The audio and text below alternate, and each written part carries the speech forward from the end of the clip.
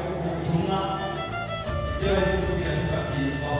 Hari igihe batubwira inshingano zacu abakristo, hari igihe batubwira ibyo tugomba kwirinda cyangwa tugomba kwanga tukabyibuka n'ibyacu, ariko hakaza kuza kubaho ikibazo cyitwa nubwo tubyiyumvaho hakabaho ikibazo cy'uko tutabyiyumvamo.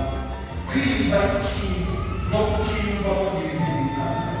Haleluya. Ushobora kwiyumvaho ikintu